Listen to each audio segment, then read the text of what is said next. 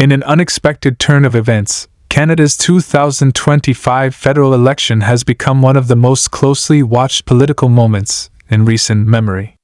What started as a typical election cycle quickly turned into a significant national event, marked by heightened public attention and institutional response. Heading into Election Day, many forecasts pointed toward a strong performance by the Liberal Party under Mark Carney.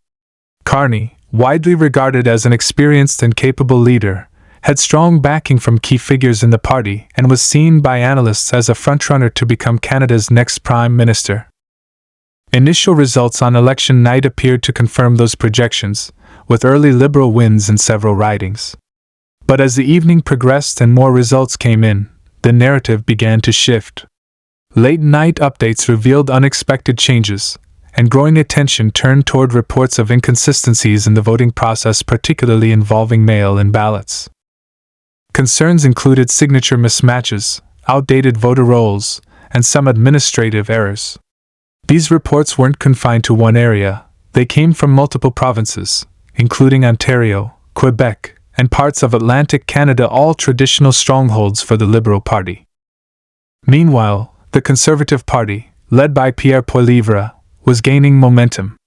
His campaign focused heavily on economic responsibility, transparency, and reform themes that resonated with voters across regions, especially in Western Canada.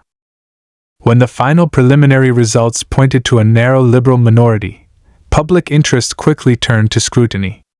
In a rare move, Governor-General Mary Simon took a historic step by delaying the confirmation of the results. She cited the need to ensure public confidence in the process, calling for audits and recounts in closely contested ridings.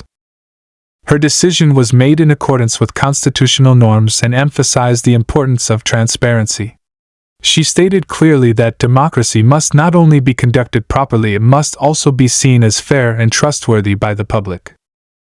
The audits revealed additional inconsistencies, including clerical errors and vote tally revisions, leading to some seats changing hands. In response, peaceful demonstrations emerged in several cities.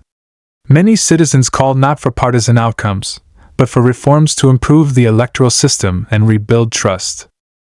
Mark Carney remained reserved, reaffirming his respect for Canada's democratic institutions but offering few detailed remarks.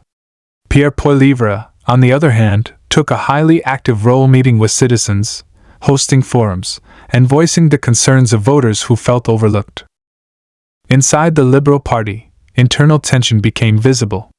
Leaks from party insiders suggested growing dissatisfaction over campaign strategy and voter outreach. Analysts across media and academia began calling for clearer communication from all sides and an open review of election procedures. Public trust remained fragile, and legal experts joined the discussion, recommending a full evaluation of Elections Canada's processes, especially around mail-in ballots and verification methods. This political uncertainty also revived regional debates. In Alberta, conversations around provincial autonomy gained traction again, and in Quebec, some voters raised concerns about how the election was managed, even if separatist sentiment remained limited. International observers, including representatives from the United Nations and allied nations, praised Canada's commitment to transparency. What initially looked like a potential crisis slowly began to be seen as a democratic system holding itself accountable. Governor-General Mary Simon later confirmed that no new government would be formed until all reviews were finalized. Her decision underscored a broader message: legitimacy must be earned, not assumed. As recounts continued and some ridings leaned more conservative, attention increasingly turned toward Poilievre as the possible next leader. With that came public expectations not just for policy change, but for leadership that values fairness, reform, and citizen engagement. This election sparked renewed interest in political participation across the country. More young people engaged in civic discussions, voter turnout increased, and Canadians from all backgrounds became more vocal about their expectations for democratic institutions. Rather than just a contest for political control, this election became a moment of national reflection.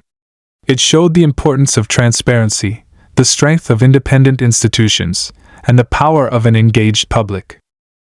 Canada now faces a critical moment, one that will shape the path forward based on how leaders respond, how citizens stay involved, and how institutions work to restore confidence.